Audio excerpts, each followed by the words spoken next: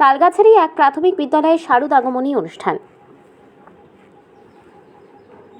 পূর্ব মেদিনীপুর জেলার রামনগর বিধানসভার রামনগর 1 নম্বর ব্লকের রামনগর চক্রের তালগাছাড়ি এক প্রাথমিক বিদ্যালয়ের আগমনী অনুষ্ঠান আয়োজনে প্রধান শিক্ষক রাজগোপাল দেব।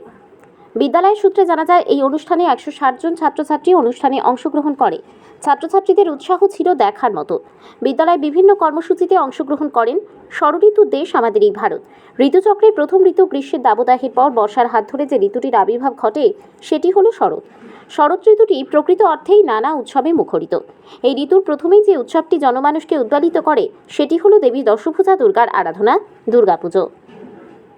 শরতের আবির্ভাবে নির্মল আকাশ, ধূসর শুভ্র কাশফুলের সমারোহ, বর্ষার অমৃতবাড়ি সিঞ্চিত রৌদ্র কিরণোজ্জ্বল ধরিত্রী।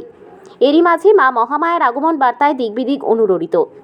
আর কিছুদিনের মধ্যেই মা উমা কৈলাসে পতিগৃহ থেকে তার 2 কন্যা ও 2 পুত্র সহ মর্তধামে পিতৃগৃহে আসবেন মাত্র কয়েকটা দিনের জন্য। পিতৃগৃহে তার এই আগমনকে ঘিরে মা মেনকা ও বাবা গিরিরাজের মতোই মর্তবাসী আনন্দে মাতোয়ারা। আজকের দিনে প্রকৃত অর্থে কোনো উৎসবই আর বিশেষ স্থান বা বিশেষ সম্প্রদায়ের মধ্যে সীমাবদ্ধ নেই।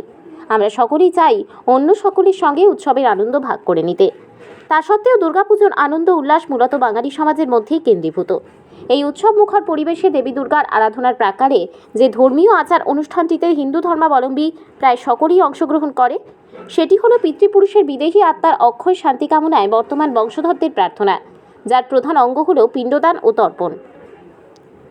মা মহামায়ার আরাধনার প্রাক্কালে নবরাত্রির পূর্বাহ্নে ভাদ্র মাসের কৃষ্ণপক্ষের প্রতিবাদ থেকে শুরু করে 16 দিনব্যাপী পিতৃপক্ষের শেষ অমাবস্যার দিন হল মহালয়া। এই অনুষ্ঠানে ছাত্রছাত্রীদের বিভিন্ন রকম নাচ গানের প্রতিযোগিতার অংশগ্রহণ করে। অনুষ্ঠান দেখার জন্য আর ছাত্রছাত্রীদের যেমন ভিড় ছিল, অনুষ্ঠান দেখার জন্য স্থানীয় এলাকার মানুষেরাও ভিড় করেন। অনুষ্ঠানে সহযোগিতা করেন সহশিক্ষক শান্তনু পণ্ডা, আদিত্য ধারা, উমাশঙ্কর মাইতি, দিব্যেন্দু মাইতি সহ শিক্ষিকা অপর্ণা খামারি, স্মৃতি গিরি সহ স্থানীয় এলাকাবাসী।